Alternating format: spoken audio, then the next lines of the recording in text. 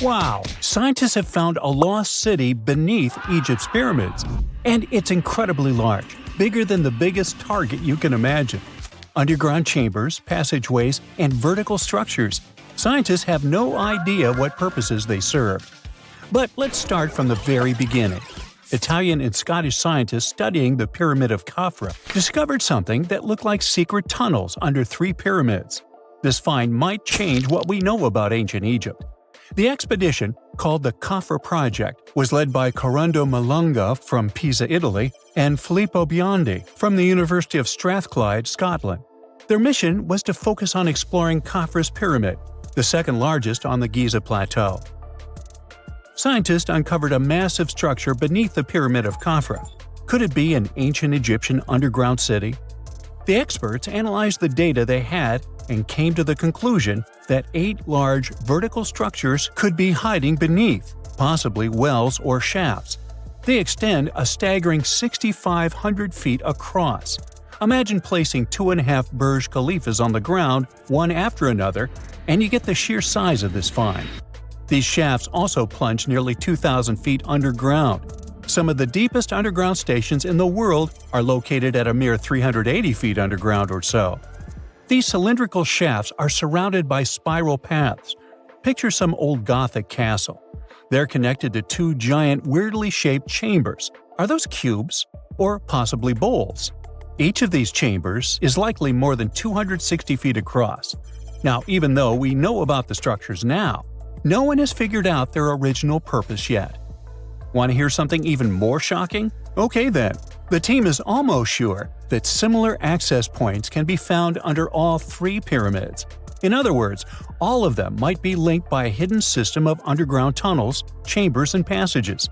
Even deeper, about 4,000 feet under the surface, there might be more unknown structures. And doesn't it add to the mystery? But the coolest news is that, according to some team members, these hidden structures near Giza pyramids could align with the legendary Halls of Amenti. In ancient Egyptian mythology, it's a place where people are believed to arrive when they're close to the end of their days. There, they are said to take a 3-day-long trial, facing their biggest fears. Now, how did scientists even discover these hidden spaces? To uncover them, researchers used 2 satellites positioned 420 miles above Earth. They sent radar signals to the Giza Plateau, and these signals generated detailed images, which were later compiled into a 3D model of the underground layout, including the newly detected shafts.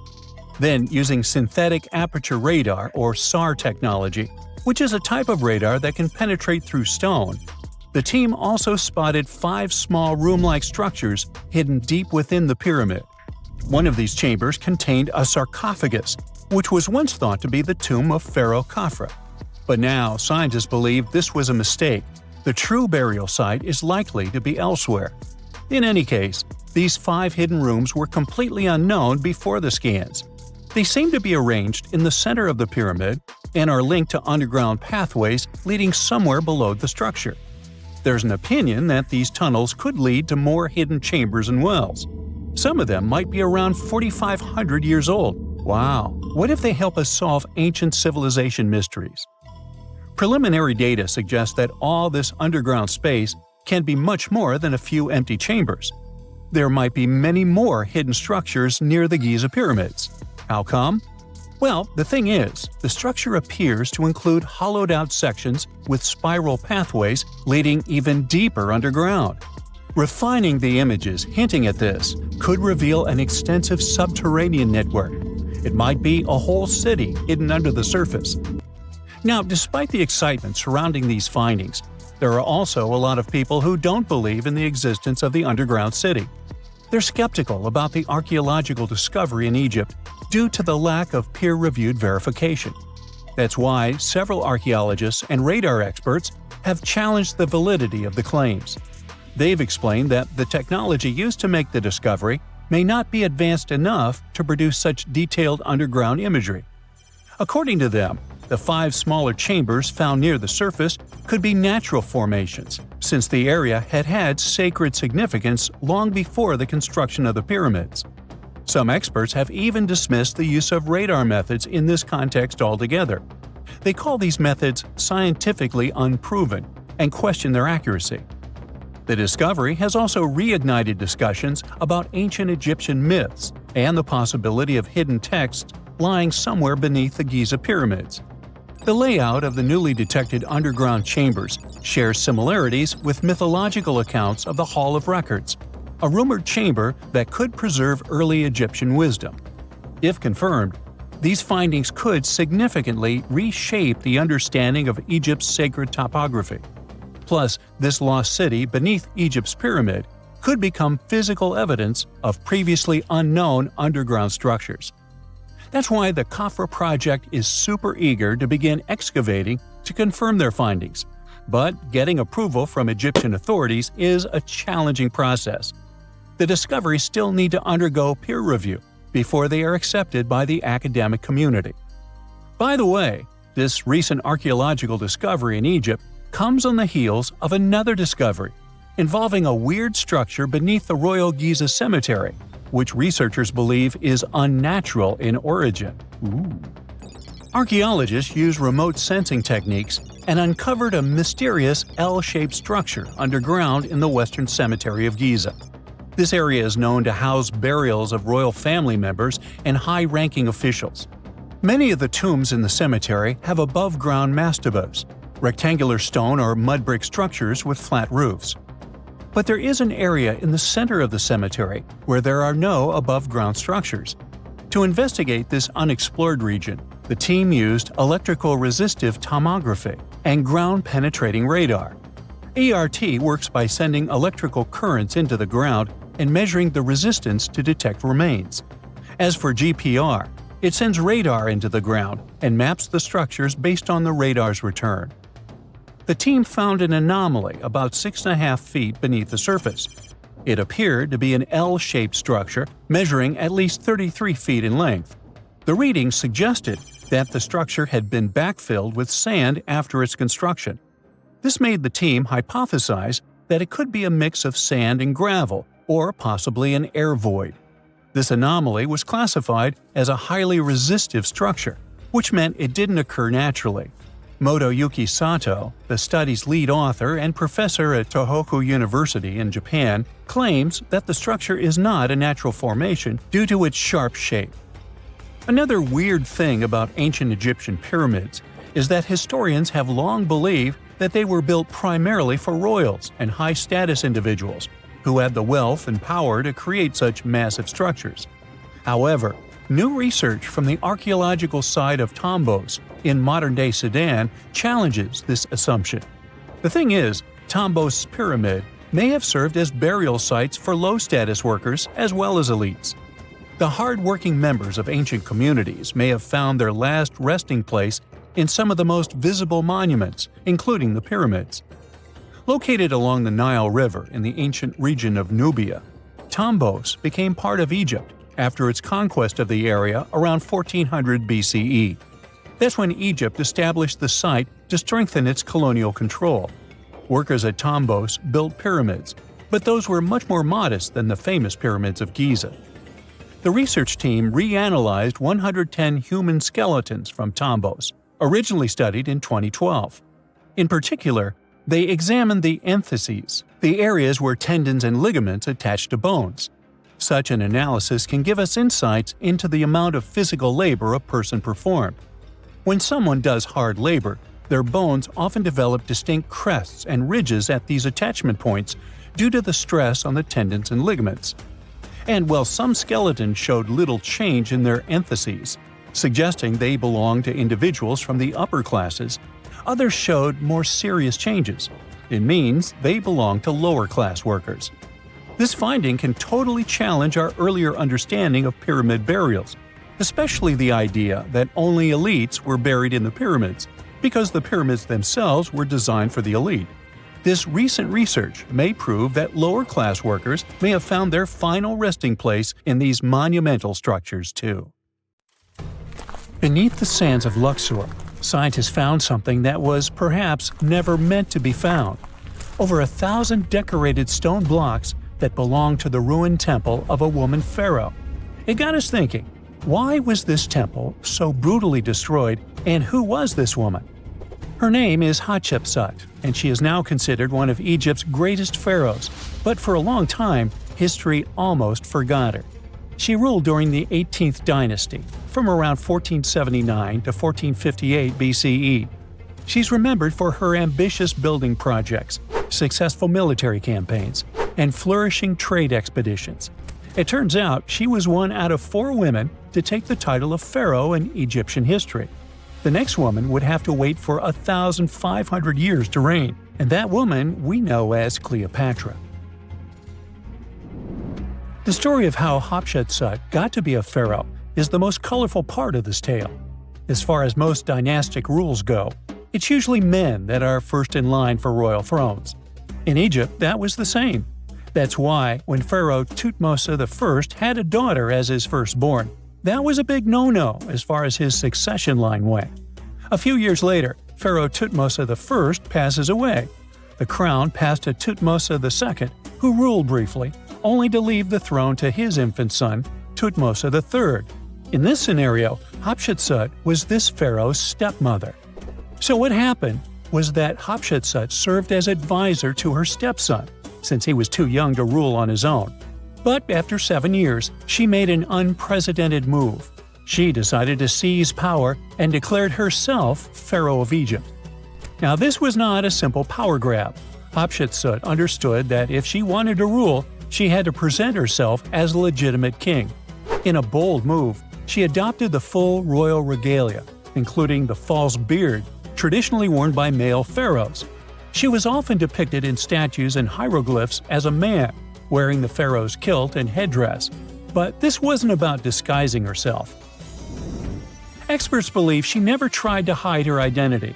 Inscriptions on her statues often included feminine titles, like Daughter of Re, or grammatical structures that combined male and female terms, such as His Majesty herself. This showed that while she adopted traditional symbols of kings, she still acknowledged her true gender. But she needed to go even further. To legitimize her rule, she crafted an elaborate origin story. She claimed that the deity Amun himself had visited her mother in the form of her father, Thutmose I, and that she was his divine daughter. Now this was no small claim, since pharaohs were seen as deities on earth. By aligning herself with Amun, she strengthened her right to the throne. In temple carvings, she depicted this divine birth with Amun, presenting her as his rightful heir. These narratives weren't just mythology, they were tools, ensuring her position remained unchallenged. Hatshepsut also took a new name, Ma'at Kari, which translates roughly to "Truth is the soul of the sun god." The word Ma'at was central to Egyptian beliefs. It represented order, justice, and divine balance. Pharaohs were expected to uphold Ma'at to ensure Egypt's stability. By calling herself Ma'at Kari, Hatshepsut was likely reinforcing that she was a legitimate and rightful ruler. Her reign was truly great. She led Egypt into an era of peace and prosperity, launching massive building projects and restoring temples across the kingdom. Her most famous achievement was the construction of her temple at Deir el-Bahari, a pretty impressive architectural masterpiece carved into the cliffs of Luxor. Hatshepsut initiated one of the most ambitious construction projects in ancient Egyptian history, commissioning monuments, temples, and obelisks to immortalize her reign. It's argued that she continued with the construction of the Avenue of the Sphinxes, a grand road lined with statues leading to the Karnak Temple. For many, her shining architectural achievement was the towering obelisk she had carved from single pieces of granite. One of these, weighing over 320 tons, still stands today. Now, beyond building, she expanded Egypt's influence through trade. She sent an expedition to the mysterious land of Punt, believed to be modern-day Somalia or Eritrea, bringing back riches like gold, ivory, and exotic animals. Her fleet of ships sailing the Red Sea marked the first recorded trade mission of its kind, establishing economic ties that would benefit Egypt for generations. Yet, for all of her success, something strange happened after Hatshepsut passed away. Her successor, aka her stepson Thutmose III, who had been overshadowed by her rule, took a drastic step. He ordered her name to be erased from history. Her statues were defaced, her inscriptions chiseled away, and her achievements credited to other rulers. It was as if she had never existed. Some believe Thutmose III wanted to reclaim his rightful place as pharaoh, while others suggest that later rulers, uncomfortable with the idea of a female pharaoh, sought to restore traditional male dominance. The story gets even more tragic. The power struggle between stepmother and stepson continues, since, even after her passing away, Thutmose III built his own temple right next to Hatshepsut's at the Valley of the Kings. But he built his temple with one deliberate modification. His monument was built 11 feet higher than hers. Mind you that this was no accident, it was a symbolic statement. He wanted to overshadow her legacy. But history had other plans. Hatshepsut's legacy started to be rediscovered in the 19th century, and it was only through careful archaeological investigation that her reign was properly recognized. Today, Hatshepsut is remembered as one of Egypt's greatest pharaohs. Her reign, once erased, has been reconstructed through constant archaeological discoveries, proving that her power and influence could not be so easily forgotten. Her resting place had been hidden in plain sight, her body removed from its original chamber in an effort to erase her from history. This final piece of evidence cemented her legacy, proving that even attempts to erase a pharaoh could not really do it. Hatshepsut's grand temple, Djeser-Djeseru, was a stunning architectural feat, designed to immortalize her reign and solidify her divine connection to Amun. But after her death, her successor, Thutmose III, launched that calculated effort to erase her legacy, and parts of her temple were dismantled. Historians still debate why. Was it a dynastic power move, an attempt to restore traditional male rule, or a bid to strengthen Thutmose III's claim to the throne? Maybe he was just a jerk. Whatever the reason, the destruction wasn't immediate. It happened decades after her death, suggesting it might not have been a personal revenge, but a broader political strategy. Yet, despite these efforts, her temple endures, and so does her story, a defiant echo of Egypt's first great female pharaoh. Let's travel through space and time to another place. Dashur, Egypt, is known to be home to several resting places of people from ancient Egypt. In the year 2017, scientists uncovered a long-lost pyramid. They quickly called the Ministry of Tourism and Antiquities because they suspected it was going to be a big deal. Unlike most pyramids that were found in the area, this one was completely sealed. Lifting the capstone was a delicate process. When they finally managed to open the pyramid, they expected to find an undisturbed chamber. Instead, it was chaos. The place had been looted, and the personal items of the person that had passed away were scattered all over. But in the middle of the wreckage, they found a chest. Using the latest scanning technology, they managed to read the damaged hieroglyphs on its surface. What they found was unbelievable. The name inscribed there was as clear as day: Princess Hatshepsut. Ooh. The discovery made in 2017 also opened up a lot of questions. After further analysis, scientists discovered the remains belonged to another Hatshepsut. It belonged to a princess that lived during Egypt's 13th dynasty. The fact that her resting place had been looted before it was sealed made scientists wonder, were these ancient people trying to hide something about this public figure? And why is there almost no record about her in ancient Egyptian history? Ooh, stay tuned.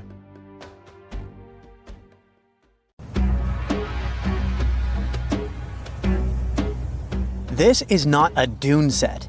This is a very real desert in Niger. Jado was probably built by the nomadic Sao people and is filled with ksars, which are fortified houses made of salt and clay, with giant walls and secret passages. Located deep in the desert, it was once a vital stop for trans-Saharan caravans, but is now a hotspot for smugglers and bandits. The site has been off-limits since 2002 due to its dangers. The origin of the ksars remain a mystery. No archaeological studies have been conducted, leaving many questions unanswered. Even today, shifting sands reveal and conceal parts of these ancient ruins, fueling local speculation about what might still be hidden beneath the desert. Speaking of connective tunnels, scientists were blown away by the discovery of lava tubes in Saudi Arabia. These underground passages form when molten lava cools down. Researchers believe that ancient nomadic groups may have utilized these tunnels to survive the super harsh desert climates. While excavating the tunnels, archaeologists uncovered artifacts, rock art, and skeletal remains. The art and animal bones show that the people who used the tunnels were probably sheep and goat herders. They're still piecing together whether these groups lived in the tunnels for extended periods or just used them as temporary shelters. The Great Pyramid of Giza has been standing for thousands of years, but it's still hiding secrets. Using special scanning technology, scientists found two hidden structures under an ancient burial ground. The first is a shallow L-shaped structure, and below it is a much larger space that could be a final resting place or a chamber. The smaller structure was filled with sand on purpose, while the deeper one might be an empty chamber. Experts believe the two are connected, possibly as an entrance leading to a secret chamber. This is big news because it might give us some more insight into who built the pyramids and why. The world is full of ancient writing, but some messages refuse to give up their secrets, like the mystery of the Bashplemi tablet. This unusual stone, pulled from a lake in Georgia, is covered in symbols no one can read. Even with modern technology, experts are completely stumped. The tablet is about the size of a book, with 60 symbols carefully carved into its surface, but 39 of them don't match any known language. Some resemble scripts from ancient civilizations in the Middle East, India, and Egypt, but none are an exact match. To make things even trickier, part of the tablet is broken off, meaning a piece of the puzzle is missing forever. To rule out a hoax, scientists studied the tablet closely. They confirmed it's made of vesicular basalt, an extremely tough local rock. Whoever carved these symbols must have been really skilled. Based on similar archaeological finds, experts believe the tablet could date back thousands of years, possibly to the late Bronze or early Iron Age. Some symbols repeat, which could mean they're numbers. Maybe it's an inventory list, a record of battles, or even an offering to the deities. Until someone cracks the code, the Bashplemi tablet remains an unsolved mystery from the depths of history. Experts are still stumped with what this Minoan disk might mean. The Phaistos disk is one of the most mysterious finds from the Minoan civilization. This 6-inch clay object, discovered in 1908, has strange spiral markings that no one has fully decoded yet. The disk has 241 symbols on both sides, showing everything from people and animals to tools and plants. Experts have come up with many theories about what the symbols mean. Some think it's an early form of Greek. Others suggest it's a prayer or a hymn. And some even believe it could be a letter from a king in Anatolia to a Greek ruler. Let's see who will be the first to figure this out. It's always a fun day at an archaeologist's office when they find something as big as a 2,000-year-old marble head. A French archaeologist mission went digging inside an old medieval house near Alexandria in Egypt and found a statue's head depicting an old, possibly ill man. This statue dates from the last Egyptian dynasty before it became part of the Roman Empire, and the site where it was found is associated with the likes of Cleopatra and Mark Antony. For archaeologists, even the smallest finds at this site means a lot. You've heard of Lucy, right? The Australopithecus that was an early ancestor for us humans. Well, scientists found some of her species' footprints somewhere in Tanzania. The so-called Laetoli footprints are over 3 million years old. The trail stretched 88 feet and has about 70 footprints, left behind when a bunch of early humans walked across some wet volcanic ash. What's cool is that these early humans were already walking on 2 feet, like us, not all hunched over like apes. The close spacing of the prints shows they probably had short legs and a shorter stride than we do today. In an ancient Egyptian temple, archaeologists uncovered a shrine unlike any other, a place dedicated to falcons and two mysterious deities. One deity had a falcon's head, while the other wore a crown with a sun disk and cow horns. But the most baffling discovery was an inscription that read, "It is improper to boil a head in here." At the heart of the shrine, there are 15 headless falcons carefully arranged on a pedestal, likely as offerings to the falcon-headed deity. One theory suggests the birds were boiled first, perhaps to pluck their feathers, before being placed in the shrine, following the strange rule carved into stone. Archaeologists also found a 13-inch iron harpoon nearby. Its true purpose remains unknown, although the shrine also held remains of fish, mammals, and bird eggs, suggesting that the rituals may have included feasting. And speaking of ancient Egypt, meet Hathor.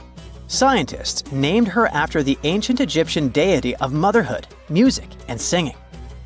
This wooden statue, housed at the Metropolitan Museum of Art, was thought to be just a beautiful artifact, until a surprising secret was uncovered.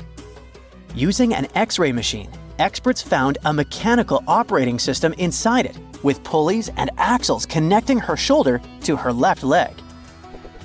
When activated, the system made her hand raise and lower, an engineering marvel from over 3,000 years ago. The statue was created during Egypt's Middle Kingdom, around 1800 BCE, and is often compared to 19th century automata due to its advanced design. It's believed the statue was used in religious ceremonies, symbolizing Hathor's role in dance and music. An unexpected discovery happened in northern Kuwait, where a Kuwaiti-Polish team uncovered a mysterious 7,500-year-old statue. The statue features an elongated skull, no mouth, narrow eyes, and a flattened nose. This feature is thought to be an Ophidian figurine, named after the Greek word for snake, and it was likely made by the Ubaid culture, a civilization known for their pottery skills. While no one knows exactly what role this weird statue played, it might have been linked to rituals or symbolic practices. Some scientists think these figurines, found in homes or final resting places, were tied to important cultural beliefs. We couldn't mention unresolved mysteries of this world without speaking about these elongated skulls. In the deserts of Peru, researchers uncovered 5 ancient skeletons, 2 with unnaturally elongated skulls. While head shaping was common in many cultures, these skulls defy explanation. Local legends tell tales of the so-called gentiles, a mysterious race banished underground by the powerful deities. Some say this is what the skulls represent. Others think this is some type of genetic anomaly, which was confirmed after finding an infant skull, too large to be artificially shaped. Egyptologists have been digging around every inch of the Great Pyramid for ages. Yet somehow, they overlooked this stunning pink granite bathtub buried a few miles next to it. And here's the deal. This mysterious oval tube lying next to the Khufu pyramid for years may provide evidence that the Egyptians built the pyramids not only for monumental purposes, but also to generate electricity, experimenting with it long before Alessandro Volta and Thomas Edison.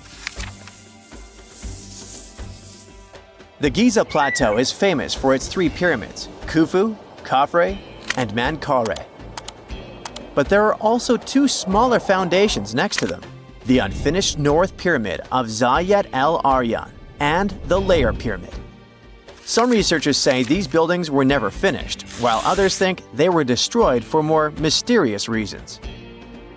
One of these reasons might have to do with the original usage of the Giza pyramids, the idea that they were used as an electricity generator.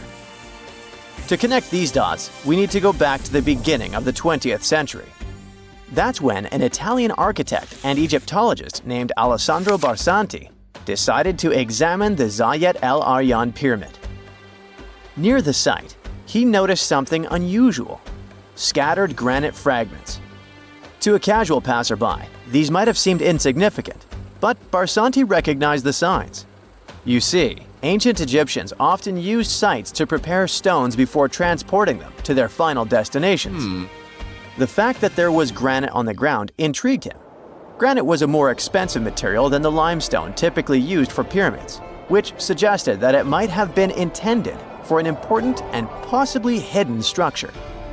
At a depth of 68 feet, they encountered a huge pink granite block.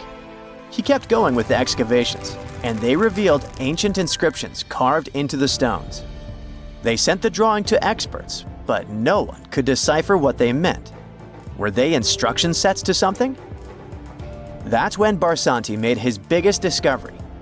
He found an oval-shaped vat carved from pink granite and polished to a mirror-like finish.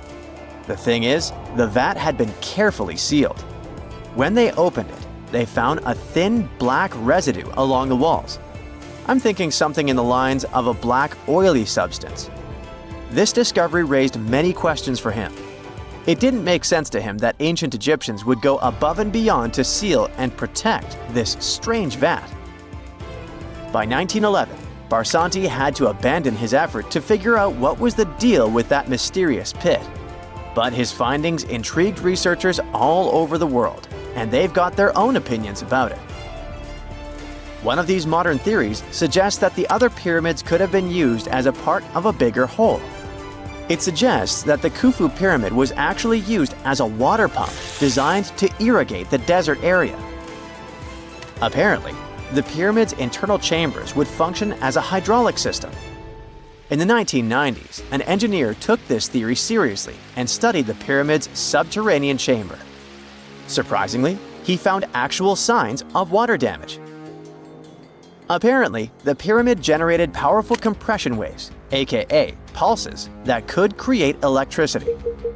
This raised an important question. Could the ancient Egyptians have used the pyramids as a generator in order to produce electricity? On paper, that was proven to be possible. But hey, agreeing on the original use of the pyramids is probably one of the most difficult things in the world. So, we're still not 100% sure about this. Apart from that, Egypt is a playground for important discoveries regarding humanity's past. I mean, scientists have just discovered what looks like a cosmic command center, similar to that room from the Doctor Strange movies. They discovered an L-shaped astronomical observatory, measuring around 9,000 square feet, dating back to the 6th century BCE. Definitely the first and largest of its kind from that era. The mud brick structure housed tools used for calculating dates related to ancient Egyptian rites, royal coronations, and agricultural plans. This observatory is located in the archaeological site known as the Temple of Futo, just 50 miles east of Alexandria. It's pretty impressive. The structure was designed so that you'd get inside the room through an east-facing entrance. This way, you'd get to see the sunrise. Once inside, you'd find a pretty huge shadow clock, used to tell time by tracking the movement of shadows inside the room. This variant of a sundial clock was nearly 16 feet long. That was quite an exciting discovery. Another interesting one was that scientists and Egyptologists have discovered the first ever pregnant mummy. Now, even if we know quite a lot about mummification processes, we keep making discoveries that open new doors into the lives of ancient Egyptians. It took so long for someone to find out this mummy was expecting at the time she was embalmed because she was placed in a male's coffin. More specifically, a male priest. Historians say that during the 19th century, a lot of traders mixed coffins up in order to sell them. Yes, that means they opened them and switched mummies to please their buyers. It was a complete surprise because they were hoping to study more about ancient health issues when they opened this coffin up. But they had another special research on their hands: prenatal practices in ancient Egypt. This mummified woman who lived about 2,000 years ago was from 20 to 30 years old when she passed away. She was found in Thebes, and her remains were incredibly well preserved. You see, mummification recipes varied across Egypt. In this woman's case, researchers could tell she was a member of the high society since she was buried with special amulets. But since mummification methodologies differed so much between cities and time periods, they still have to dig further to understand why she was embalmed along with her baby.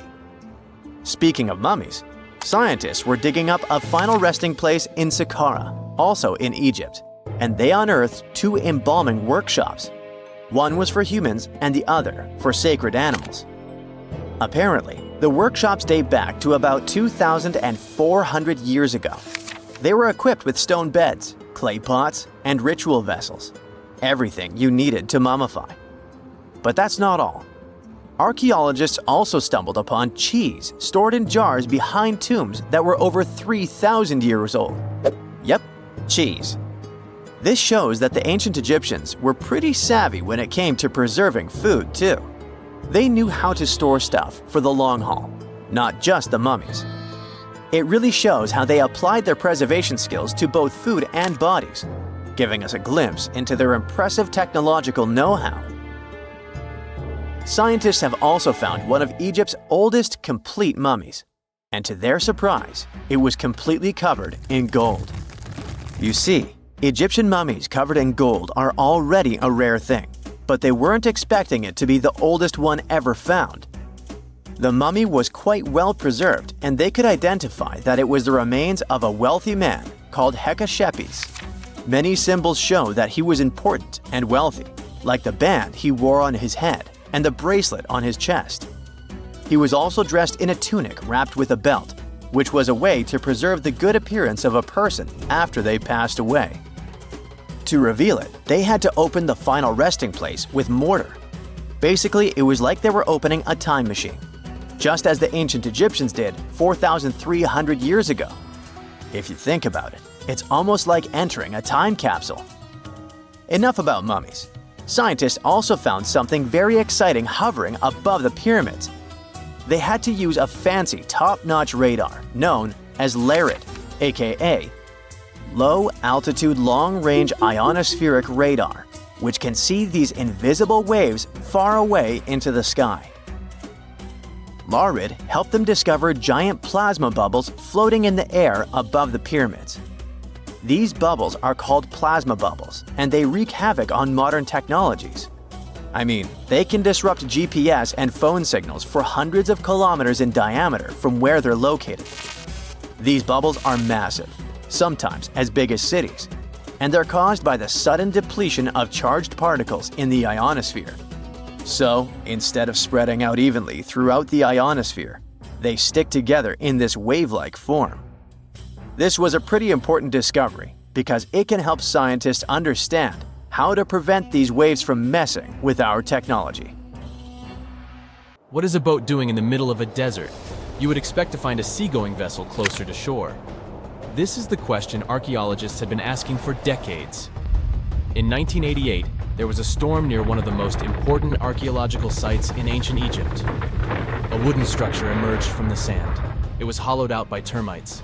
Scientists were determined to solve its mystery. In 2000, they began excavating the site near Abydos, Ubidos. An American team of experts soon discovered a boat that was 70 feet long, and it wasn't alone. In total, there were 14 boats neatly resting next to each other. It was impossible to completely dig out the boats because of their poor condition. Luckily, the wood was preserved enough to get a sample. Analyses revealed that the boats were around 5,000 years old, the oldest fleet in human history to this date. The time of their construction predates the pyramids at Giza by half a millennium.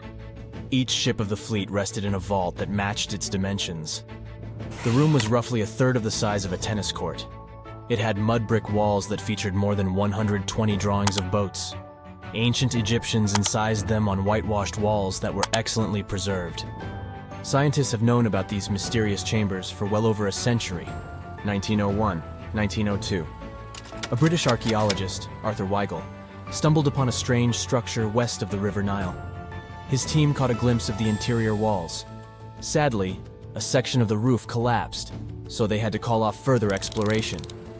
Researchers abandoned the site, but its location remained on the maps. The boat's position first led scientists to think that they rested on a bank of the mighty Nile. But there was a problem with this theory. Today, the river flows almost 7 miles west of Abydos. Further studies of the surrounding terrain showed the Nile didn't change its course throughout history. Also, if the boats floated near a dock, they would be in unstable positions. The 14 vessels at Abydos were perfectly parallel to each other. There was only one conclusion possible. Someone had deliberately placed them like that. They must have gone through a lot of effort. Each boat had enough room for up to 30 rowers. These vessels could really float. They weren't models, but scholars still don't know if they actually sailed any body of water in ancient Egypt. This doesn't diminish the importance of the find. Previously, archaeologists found only small-scale models. In King Tut's tomb alone, there were 35 boat models. For a long time, these figurines were the only clues as to how ancient Egyptian vessels looked like. The boat's design confirms that they were the real deal. They are the earliest surviving examples of something called built boats. Ancient people constructed primitive vessels by hollowing out large tree trunks. The alternative was reed that was tied together to form a raft. The boats at Abydos had planks tied together. This was a major breakthrough in shipbuilding. During their lifetime, the boats must have seemed impressive. Timber was a valuable commodity at the time. There was no wood in the desert. Cedar had to be imported from Lebanon. The only person who could afford such luxury was the pharaoh. Studying the area around the ancient fleet provided more answers. Scientists discovered a mud brick structure where Egyptians worshipped the pharaoh. Its approximate date of construction matches that of the wooden boats. The same bricks out of which this building was made were used to encase the fleet. At the time of their construction, the rooms they were stored in had a ceiling. That's the section that archaeologists stumbled upon in the early 20th century. Just like mummies and coffins, these marvelous ships rested inside splendid vaults. The exterior of these rooms was also impressive. The outer walls originally had a plaster of white limestone. It reflected sunlight. In the desert sun, the structure housing the boats must have shone from miles away. Ancient Egyptian builders used the same technique to cover the pyramids 500 years later. Today, their surface looks jagged, but it wasn't always like this. When they were constructed, the pyramids had a top layer of fine white limestone. Their surface was smooth and it gleamed in the sunlight. Instead of stairs, the outer layer of the pyramids was more of a sleek ramp. Archaeologists were left with one final question. Which pharaoh owned the fleet? The answer lay just a mile from the site. This is where the tomb of a pharaoh from the 5th dynasty rested, King Senwosret III. Its time and style of construction matched the ones of the chambers with boats. The very end of his rule might explain how the boats ended up in the middle of the desert. The pharaoh probably passed away in northern Egypt. Then his body was transported down the Nile to Abydos in a marvelous procession of decorated boats. The vessels were later lowered to chambers near the final resting place of their owner. This had a symbolic meaning. In the ancient Egyptians' belief system, ships played a key role. Their supreme deity was Ra.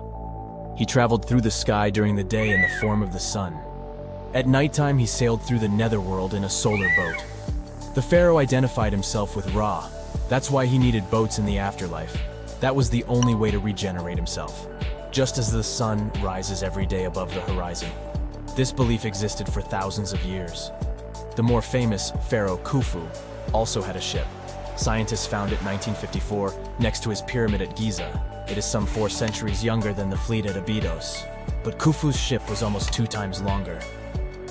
The Great Pyramid of Giza and King Tut's tomb are some of the most famous archaeological finds in Egypt.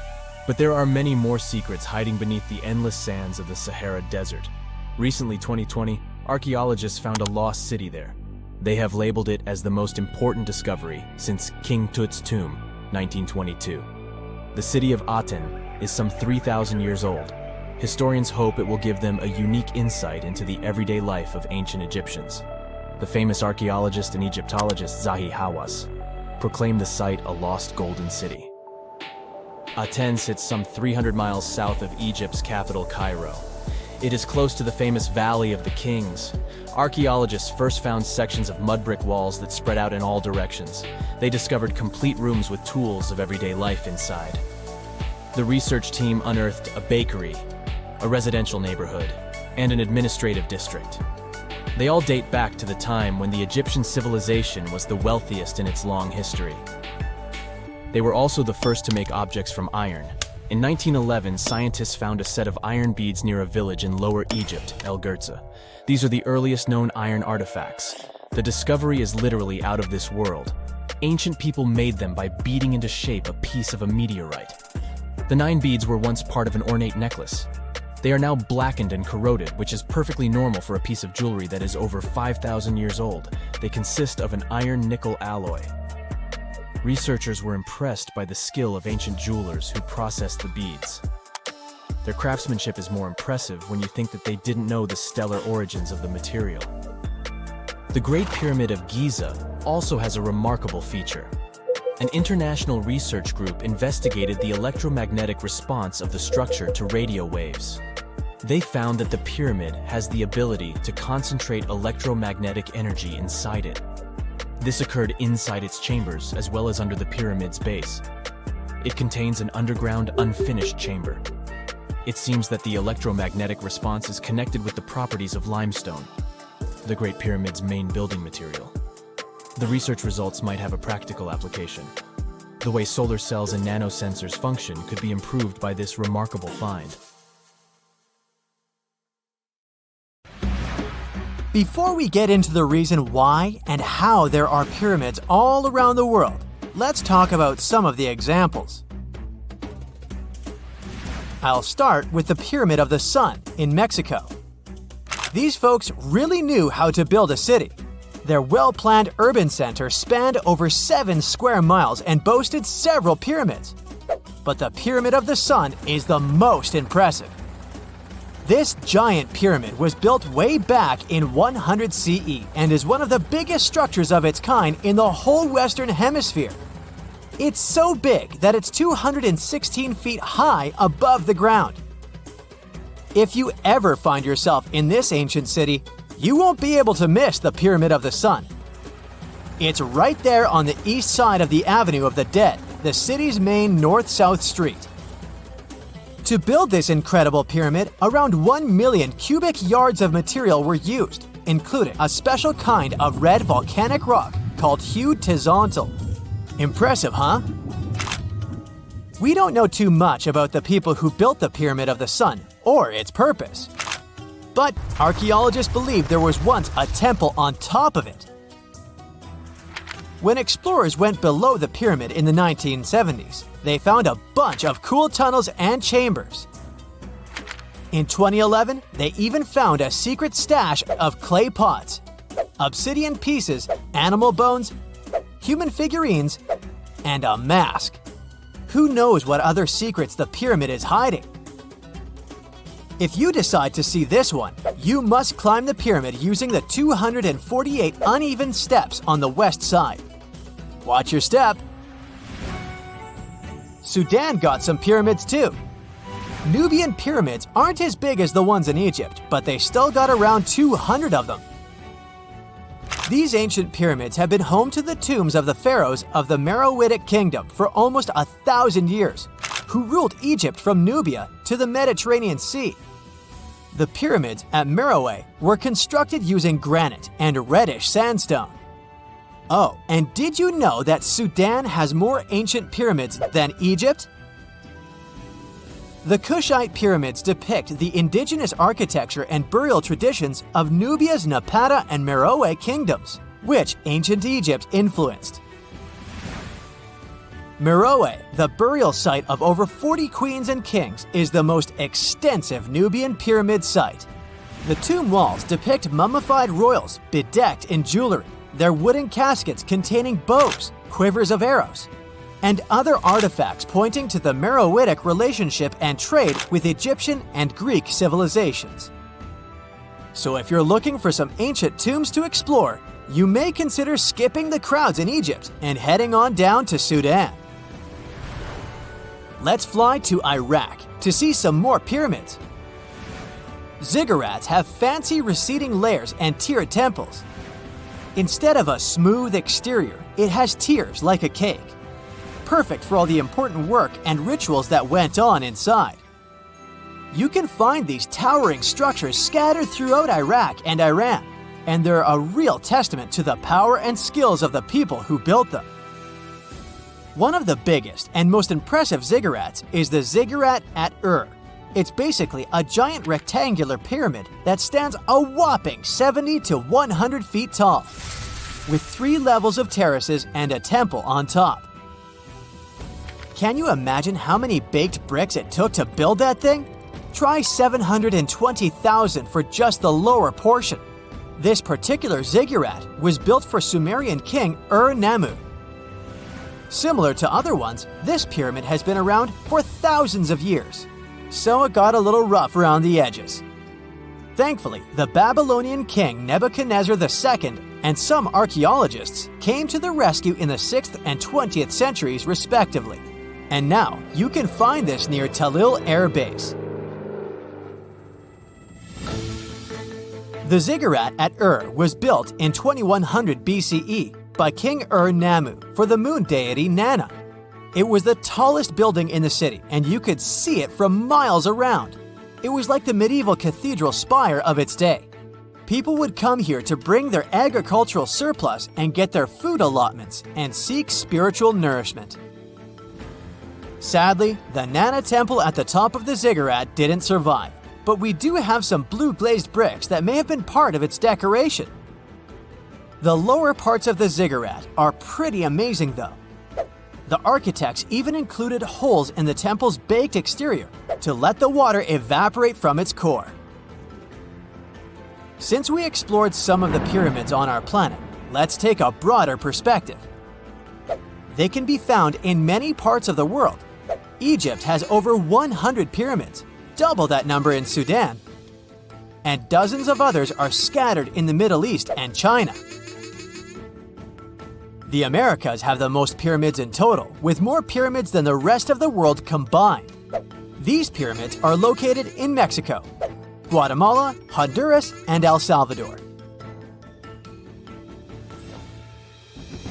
Time to know more about the evolution of pyramids through history.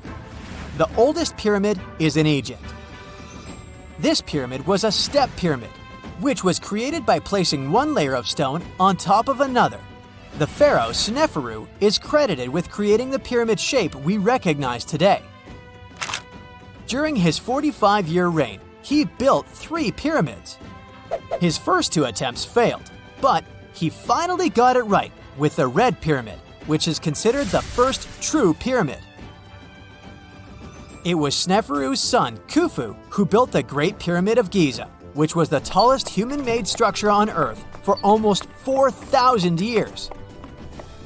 Latin American pyramids are similar to early Egyptian step pyramids, but they were built independently, with no knowledge of each other. The pyramids in Sudan were built around 700 BCE and are tall, but much narrower than those in Egypt. How in the world did all these civilizations build these things without even texting each other? After all, the Aztecs, Mayans, and ancient Egyptians were about as different as possible. But despite their cultural differences, they all seem to agree on one thing. Pyramids were pretty cool. Step pyramids are all around the world because they were the most feasible and stable way to build large and tall structures without access to lighter building materials like wood and metal. The triangular form with a square base is the best way to build a sturdy structure, and having a cube structure would require more material for less height. Now, when it comes to pyramid design, the Egyptian pyramids were like giant triangles with a square base, smooth sides, and a pointy top. On the other hand, the Aztecs and Mayans went for a tiered cake look, with steps leading up to a flat platform on top. So, while all these pyramids share the same basic shape, they have their own unique flair. Each group built its pyramids using different materials, techniques, and slope angles. So while they may have been inspired by each other's work occasionally, they were just doing their own thing. Egyptian pyramids had smooth, angled sides that were designed to help the pharaoh's soul ascend to heaven. The Pyramid of the Sun was built over a series of caves that served as a passageway for the deities. The Maya built the temple of Kukulkan in Chichen Itza to honor the deity Kukulkan, usually represented by a serpent. Nicknamed El Castillo, it has 91 steps on each side, plus a platform. That's 365 steps, one for each day of the Mayan calendar. Tell me, Brightsiders, how were pyramids built? To begin with, humans made them, not a foreign race from space that landed on Earth. You see, one thing that all pyramids have in common is that they were built without advanced tools or even the wheel. It took a lot of people to build them, including skilled laborers and architects. For example, it's estimated that 20,000 people built the Great Pyramid of Giza, and it's believed that most of them were skilled laborers. Building pyramids was a massive undertaking that required years of planning and effort. The Great Pyramid at Cholula, Mexico, took 600 years to complete. Secant, cosine, tangent, sine, 3.14159. Yeah, that was the cheer we heard coming from the trigonometry club back in the day. For the rest of us in math class, terms such as sine, tangent, and pi were just bewildering. Who invented these and why? Was their only purpose to make it harder for students? Well, not quite. Trigonometry was invented by the ancient Egyptians. They needed this knowledge to construct pyramids, and they did a pretty good job too. The Great Pyramid in Giza still stands today, some 4,500 years after it was built. No recalls either. So let's get out of that classroom and on a journey through time to reveal the secrets behind the ancient Egyptians' precision. Here you are, standing on the Great Pyramid's construction site, some 9 miles from Cairo. Well, the city still isn't there, as you're surrounded only by the desert and teams of construction workers. They're transporting large stone blocks weighing 2.5 tons each. They're inside a wooden sled that sits on large rollers. A crew of 8 men rolls these blocks along the ground. You immediately think of the rollers on a supermarket cash register. The principle is exactly the same, but the scale is greater, much greater. Scientists estimate that the Egyptians used 2.3 million such blocks in the Great Pyramid alone. And the block in front of you is one of the lighter ones. The heaviest of them weighed up to 15 tons. But where did all these blocks come from? Most of them originated from quarries around Giza. It's not that impressive, you think, but wait until you hear how ancient engineers transported the granite used in construction over 500 miles to the pyramid. There were no railways or highways back then, but the mighty Nile was always there. Researchers even believe that the Egyptians dug a canal to connect the Nile directly to the pyramid's construction site. All they had to do then was to wait for the flood season to begin, and voila! The rising water levels floated the heavy stone blocks for them. But how did they lift the enormous stones on dry land to stack them up to the top? Did they use oversized cranes? Well, ancient Egyptians worked around this problem, literally speaking. One of the workers is now pointing to the giant ramp going around the pyramid they're building. This is how a mountain road zigzags its way to the top. If the ramp went directly to the top of the pyramid, then workers couldn't pull the stone blocks along it. It would be too steep. Scientists have calculated that 8% could be the maximum incline. So ancient Egyptians just extended the ramp around the pyramid. Again, these are all theories, as the ramp could have been inside the pyramid, as some researchers suggest. The exact building method is still a mystery, guarded by the Sphinx. That's its real name, right? Wrong. As the Great Sphinx is just the statue's alias. You know, the name writers take when they want to hide their true identity, or a singer's stage name. The Sphinx's real name, translated from Egyptian, means Horus in the horizon. That was the name for the Egyptian deity of the sky. The trail of mystery doesn't end there. As a man walks past you with a bucket of paint, he's going to add a touch of color to the Great Sphinx. Researchers found specks of this red color next to its ear. That was some strong paint, as it survived for thousands of years. You are now standing straight in front of the Sphinx. You look up. It's very tall, right? 66 feet to be precise. Now resist the urge to take a selfie. You can do it. Now you notice something else. It looks like the Sphinx is in the center of a giant triangle in the back. That's one side of the Great Pyramid. And no, your eyes are not playing tricks on you. The Sphinx really does sit in the center of the pyramid's lateral face. Here's where math comes in handy.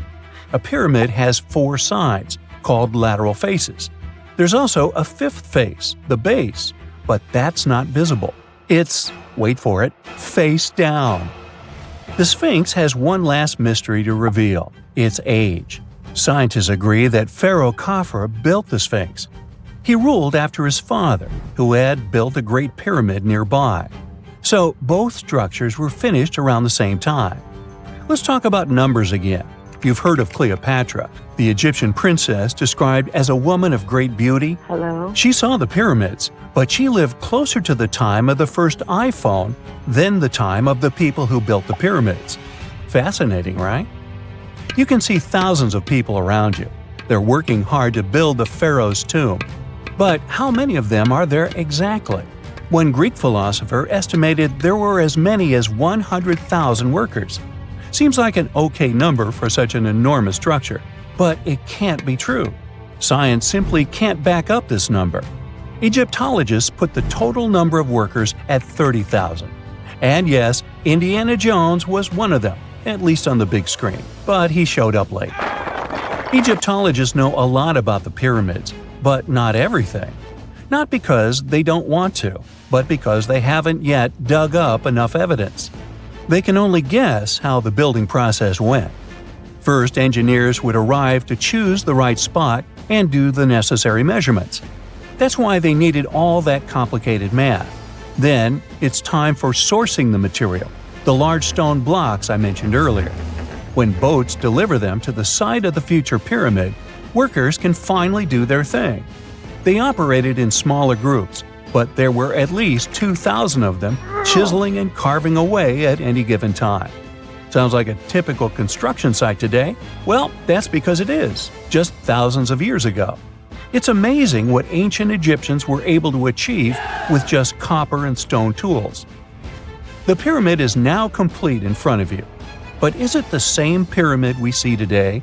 Why is this structure shining bright in the desert sun? Isn't it supposed to be a dusty yellow color? Well, no. Human activity and the elements have completely stripped the outer layer of stones over time. Expert craftspeople polished these blocks using nothing but stone and sand. The end result was a smooth and shiny rock. On the day it was completed, the Great Pyramid of Giza was a perfect triangle of light. Its polished sides acted like giant mirrors, reflecting the powerful Egyptian sun. This is the point where you should put your glasses on, and that shiny thing you see at the pyramid's very top is actually gold. The capstone at the top of the pyramid is called a pyramidion. It was covered in sheets of gold. As you can guess, these were the first stones to disappear. Let's make another stop before we get you back to your classroom. We travel to the British Isles, and no, Stonehenge isn't our destination. It is Newgrange in County Meath. Scientists estimate that the ancient peoples of Ireland built this stone monument around the year 3200 BCE. This makes it older than both Stonehenge and the Great Pyramid in Giza. The function of the circular mound in Newgrange is the same as the one of the Great Pyramid and equally mysterious. The estimated amount of loose stone present in the valley is over 220,000 tons. And it's not just randomly thrown on a pile. The order in which the stones are set makes the structure water-resistant. That would explain how Newgrange had survived for so long. Kinda makes you want to splash out the cash for that waterproof phone case, huh? Well, you're back in your school desk, but today's math lecture is the last thing on your mind. You're thinking about how great the Egyptian pyramids are, and if we have something similar today. It turns out modern engineers are just as impressed with the Great Pyramid as you are. There's a glass pyramid sitting in the main courtyard of the famous Louvre Museum in Paris. The panorama of San Francisco wouldn't be complete without the 48-story Trans-America Pyramid. But Las Vegas went the furthest. There we find the Luxor Hotel. It's so big that it's the third largest pyramid on the planet. And guess what's in front of it? Yup, a replica of the Sphinx. It's 110 feet tall, 2 stories higher than the one in Giza. Yeah, everything's bigger in Vegas.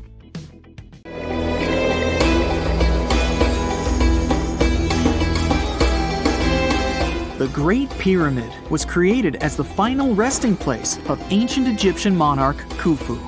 According to legend, French leader Napoleon entered the Great Pyramid and came back out looking shaken and super pale. He never revealed what he saw inside, but whatever it was is said to have affected him for the rest of his life.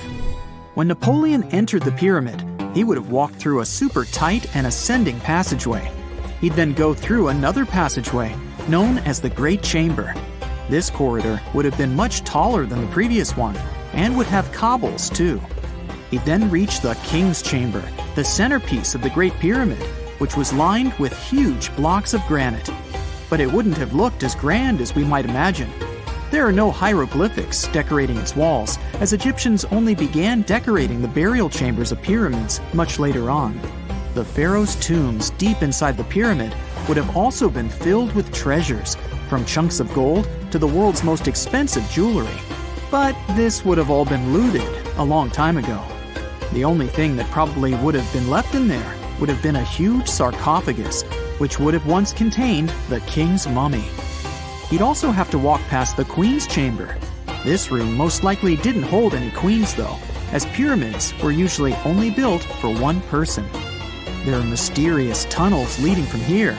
To this day, no one is really sure what they're there for. And that's not the only mysterious and creepy thing Napoleon may have encountered, as stories of pharaohs leaving ancient curses on pyramids go way back.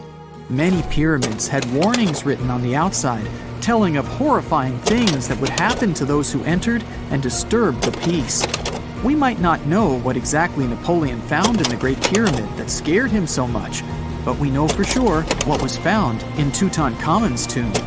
Tutankhamun was an ancient Egyptian pharaoh who was only 8 or 9 years old when he took to the throne. He became a cultural phenomenon when his tomb was discovered almost completely intact in 1922. His pyramid sits in the Valley of Kings in Thebes, modern Luxor, which is in Egypt. Unlike the Great Pyramid, Tutankhamun's tomb was covered in beautiful wall decorations. The walls told the story of how he would travel to the afterlife through the underworld. Egyptians believed all people would have to take this journey, so they would fill their tombs with objects and paintings to help them get there. There'd also be spells painted on the walls. They believed this would help people pass over to the next realm. The journey would be pretty long, and for that reason, the ancient Egyptians would also fill the pyramids with food. Tutankhamun's pyramid was filled with 8 fruit baskets. They even found something called gingerbread fruit in there. The rooms were jam-packed with furniture, statues, clothes, and staffs, amongst a whole bunch of other things. You'd likely find a lot of clothes and expensive jewelry in the pyramids as well. The ancient Egyptians wanted their ancestors to travel in style to the afterlife. They put Tutankhamun in his final resting place with over 50 pieces of clothing, all of the highest quality. There were tunics, scarves, gloves, and headdresses, and a ton of jewelry. Bracelets, pendants, necklaces, rings, and scarabs for protection were all found inside. Each of them was made of gold or precious stones. There were also fans made of ostrich feathers to keep the old pharaoh cool in the hot Egyptian sun. But the temperature inside the pyramids never actually went above 68 degrees Fahrenheit. The ancient Egyptians developed a super cool air conditioning system that we don't fully understand even today. Tutankhamun's pyramid also contained 130 walking sticks made from ebony, ivory, silver, and gold to help him on his journey. There were 3 chariots hidden away in case he got tired of all the walking. They also put 11 boat paddles inside, but there was no sign of any boat. The pyramids would be littered with the pharaoh's favorite scents and perfumes. During the excavation of Tutankhamun's pyramid, it quickly became clear that it had been robbed during ancient times. There was damage to doors and traces of oils left in empty jars. It looks like someone raided the pyramid for gold and the scents, perfumes, and oils that had been left for King Tut. There was still a bit of perfume, which was made from coconut oil and frankincense, left in one bottle. It seems like Pharaoh Tutankhamun loved board games. There was an ivory traveling set of senet in his pyramid. Although we don't know for sure exactly how to play it, we have figured out it was sort of an ancient Egyptian version of backgammon. It looks like it was a two-player game where the goal was to knock your opponent off the board. Not really sure who Tutankhamun's mummy was supposed to play with, though. The ancient Egyptians had some rituals that may seem pretty strange to us. For example, they used to shave their eyebrows off if they ever lost a cat. So it's not too surprising they put some really weird things inside pyramids.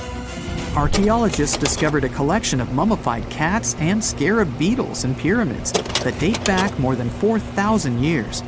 They were found in the pyramids of Saqqara, which is south of Cairo. They also found a bunch of makeup kits and mirrors inside. Makeup was worn proudly by both men and women in ancient Egyptian times. Eyeliner was the most popular cosmetic. The Rosetta Stone was one of the best discoveries ever made in pyramids. It was found by our man Napoleon Bonaparte and his team. It's a black granite rock that dates back to 196 BCE. It's transcribed in Greek, Demotic, and hieroglyphic. When it was translated in 1822, we got the key to understanding ancient Egyptian hieroglyphics for the very first time. The discovery of Queen Hatshepsut's mummy in 1903 changed our understanding of the Egyptians forever. After she had passed away, her successor, Thutmose III, removed most of the evidence of her reign, so we basically knew nothing about Egypt's first great female leader. She's now gone on to become one of the few and most famous female pharaohs of Egypt. Pharaoh Khufu even had a fully fledged boat in his pyramid.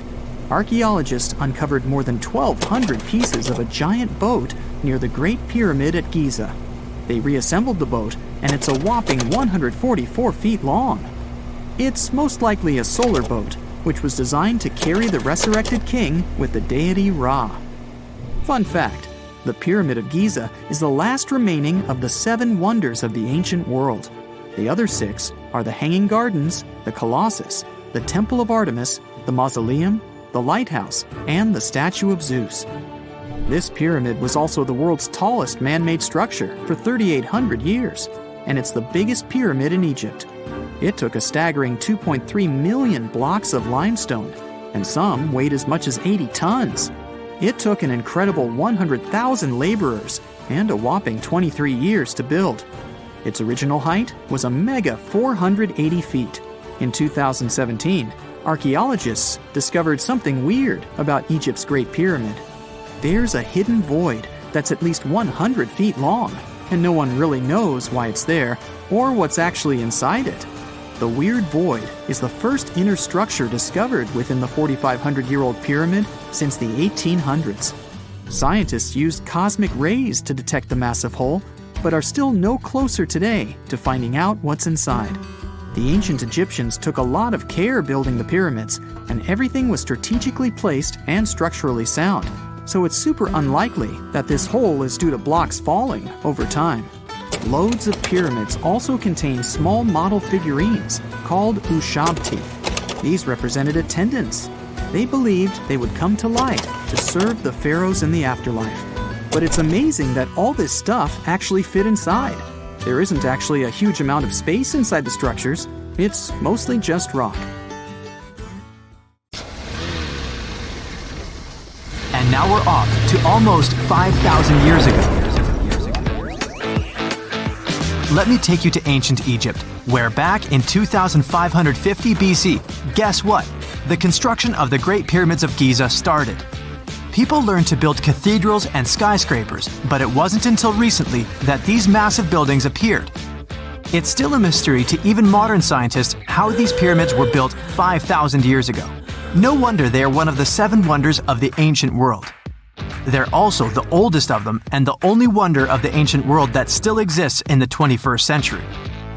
It must have taken a lot of cooperation to build a thing that massive, even for today's metrics. But the Giza pyramids weren't the first pyramids ever. The first one, called the Step Pyramid, was built around 80 years before the first Pyramid of Giza in 2630 BC for King Djoser. It wasn't meant to be extraordinary, but ended up being quite impressive. It was a pyramid of 6 stepped layers of stone. It was 204 feet high, which is as tall as a 19-story building. And it was the tallest building that existed at that time. It wasn't just a pyramid though, it was surrounded by a whole complex of buildings, including even courtyards. In ancient Egypt, people believed in the afterlife, so everyone, especially kings, wanted to make sure they had everything they needed to get ready for it. Here's why the pyramid complex was perfectly supplied with a lot of objects people used every day. The complex included a pyramid and a kind of a palace. Those buildings had many things the king loved and might need one day, like furniture, food, and gold vessels. After Djoser, building pyramids became common practice, but many pyramids weren't finished. It would usually take about 20 years to build one, but many rulers reigned way less than that. Overall, there are more than 100 pyramids. The most famous pyramids are the Great Pyramids of Giza. The first one and the biggest one was built for Pharaoh Khufu, around 2550 BC. Initially, it was 481 feet tall, which is as tall as a 40-story building. The second pyramid was built for Khufu's son, Pharaoh Khafre, around 2520 BC. It's just a bit shorter, usually standing at 471 feet high, a 39-story building. This is the pyramid with the famous statue of the Sphinx. Sphinxes have a lion's body and a human head. They were built to guard important areas. This one has the head of Pharaoh Khafre and is guarding his pyramid, facing the sunrise. The Sphinx is most well known and is one of the world's biggest and oldest statues. Originally, it had red color and did have a nose. It's still possible to see the trace of red pigment by its ears. But no one knows exactly when the nose disappeared. For some time, the Sphinx was sort of hidden underground, being covered with sand up to its shoulders. Luckily, in the early 1800s, an adventurer with a team of 160 people dug it out. The third Pyramid of Giza is the smallest one, being more than twice shorter. Originally, it was 218 feet high, about the height of a 20-story building. Built in 2490 BC, it was a pyramid for Khafre's son, Menkaure. The pyramids are designed to align with the points of the compass, and their sides symbolize the rays of the sun. But back at the time, there were no compasses. Ancient Egyptians figured out the directions themselves, and with amazing precision. To align the pyramids, they used 2 constellations. Originally, the pyramids were covered in smooth white limestone and had a gold-silver top to reflect the sun. Later, the white limestone was taken from the pyramids by other kings and used for other buildings. Scientists estimated that ancient Egyptians used about 2.3 million stone blocks to build the first pyramid. Each block weighed more than 1 ton. This is the weight of a rhino. Some blocks were even bigger, being almost as heavy as an elephant. 4.5 millennia ago, there was no modern equipment to help build it. There were no machines, no wheels, and even no steel. The only metal available to them was copper. Even today, scientists aren't sure how the Egyptians managed to build the pyramids. There are no records left that would shed light on it. Some even think that Egyptians wanted to keep it as their secret and didn't even record it on purpose. Many believe that poor people and foreigners built the pyramids, but it's not true. Actually, the builders were very skilled workers, and they were fed and paid well. The archaeologists claim that the builders lived in a nearby temporary city and were a highly organized community with a strong leader. Scientists say that around 20,000 people worked on each pyramid complex, and it took about 20 years to build each. It probably was a national project. The construction site was large in resources, and food and essentials were likely to be contributed from all parts of Egypt. Even with all that support, it remains unclear how people managed to cut, transport, and assemble those huge stones. One of the theories suggests the stones were most likely transported on boats down the Nile River. Then, there was a harder part. They had to be moved to the construction site. For that, they probably used wooden sleds. It wasn't very hard to pull them because the sand mixed with the right amount of water was pretty slick. And 10 people could move a sled even with a rock weighing 1 ton pretty easily. Finally, One last problem. The stones had to be lifted and put into place. Archaeologists have discovered the remains of the ramps system that dates back to when the pyramids were built. Most likely, the Egyptians designed a unique system to move and pull huge stone blocks, but no one knows what it looked like exactly. The most common opinion is that there were several ramps around the pyramid to help move the blocks. The ramp was growing with the pyramid getting higher. They suppose people were walking up the stairs, pulling the stone on the wooden sled up in the middle on the sandy ramp. But this is just one of the options. Others say that the ramps were going around the pyramid. Some say the ramps were inside the pyramid. But we'll never know for sure, and it'll forever remain a mystery, just like the ancient Egyptians wanted. Surprisingly, there's not much inside the pyramids. Most of it is just solid stone with very little open space. But let's take a quick look inside the biggest of the pyramids of Giza.